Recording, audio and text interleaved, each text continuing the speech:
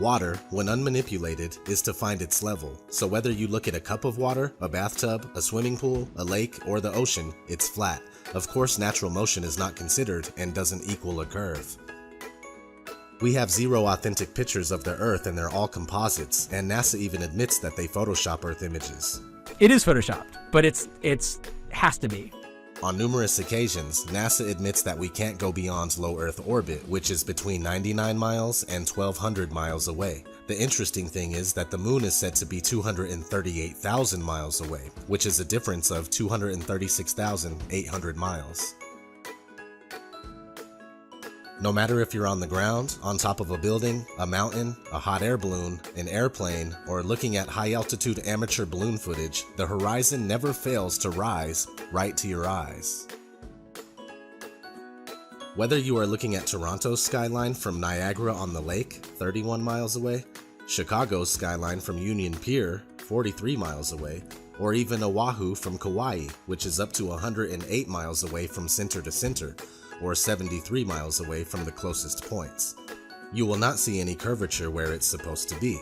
According to the Pythagorean theorem, which states that the curvature of the Earth is 8 inches per mile squared, Oahu should not be visible whatsoever, but you can see the whole thing.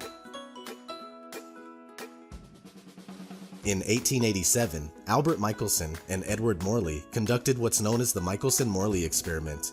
This experiment was attempting to prove the speculated motion of the Earth around the Sun, and when it failed, Albert Einstein was forced to form the theory of relativity to overcome this problem. In fact, anytime mainstream science is faced with undesirable results, they create a workaround, which isn't real science at all. The Sun is claimed to be 93 million miles away, with a radius of over 400,000 miles, but can easily be proven to be much closer and smaller by tracing the crepuscular rays back to its origin in the sky. If the Sun were indeed 93 million miles away, it would simply be impossible to have angled sun rays, as they should all consistently come in straight.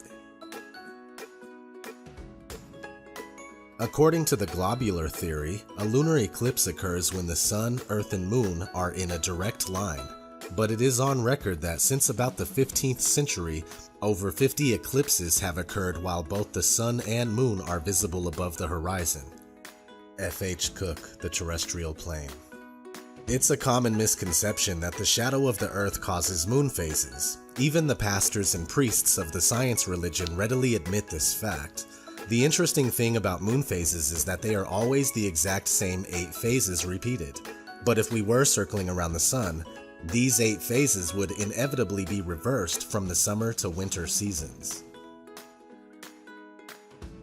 I completely understand that the idea of a flattened stationary Earth seems ridiculous in many ways, but that's only because we are taught the false globe model from the very first time that we enter a school classroom.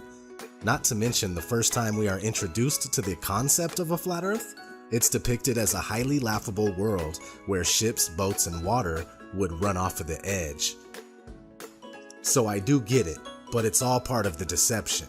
I've spent 30 years of my life believing that we were on a spinning globe. It wasn't until I unbiasedly and scientifically investigated the flat Earth claims that I started to realize that there is more to this theory than I originally gave it credit for. Now, after almost 2 years of research, I'm certain that the Earth is flat.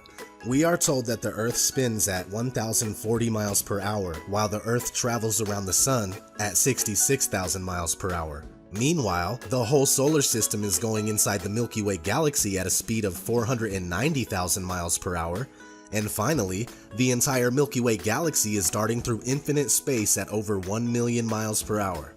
Most people believe this. And yet every experiment ever conducted to prove even the simple spin of the Earth has failed. The same thing goes for curvature.